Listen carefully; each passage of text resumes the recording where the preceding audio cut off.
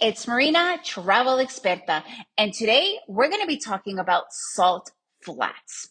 Are you guys ready for an adventure? Let's begin. Whenever I visit any place in the world, it doesn't matter if it's half an hour from where I'm living to going someplace internationally. I always have like a mini bucket list of what I want to see and do when I'm in that particular place. Usually they are quite local, and a lot of times they're either free or super cheap. So they're not like some of, obviously you will get some of those super expensive ones like I've done when I was in Utah. We did the snowmobiling tour. I have a whole podcast on that. I recommend you guys listening to it. But that costs like $550 for, for like a 2-hour thing. But the majority of the stuff that I do choose is usually free or super cheap. And one of those was super high on my list, and that was the Bonneville Salt Flats. So what is the Bonneville Salt Flats? You're going to the great area, the Salt Lake City area in Utah.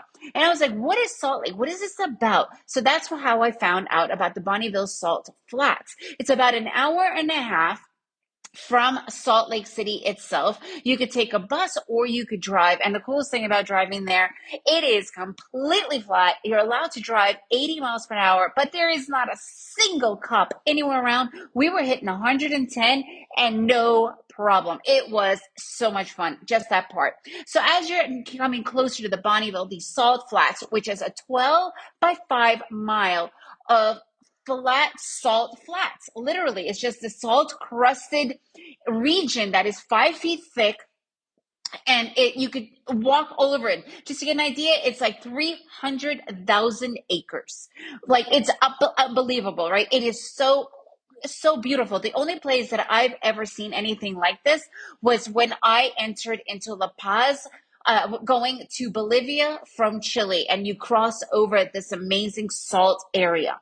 Anyways, so I had to see it and take my kids on it. It is so cool. They even have this time, if you're going to be planning it around, there's this one time called Speed Week when they actually have these racers that race on the actual salt flat. It's really cool. You need to find out exactly when it is because it's usually different all the time, but it's usually towards the end of September, around that time. But you have to check every year, right? So they do like these speed weeks. Anyway, so we weren't there for that time. We were there in March, and you just drive up there and you can just walk around and even taste it. It's kind of cool. I mean, it is something that you will never, ever really see anywhere in the world. And it's totally free to get there. It's so cool. I can't even explain it to you, right? Like, I really recommend, if you guys have, it will take you an hour and a half to get there, an hour and a half to come back, and only about 30 minutes to actually spend there, because that's all really what you need. And so you're talking about maybe 5 hours in total. So you could leave in the morning and come back in the afternoon. It is so recommended because it's something so unusual and so different. And you could run on it. You could even take your car on it. I saw a lot of people taking their cars on it. You could walk on it. You could picnic on it. The one thing is, there's absolutely no restaurants. There's absolutely nothing around there. So make sure that you come with a full tank of gas. There are 2 gas stations, but they're like 90 miles apart.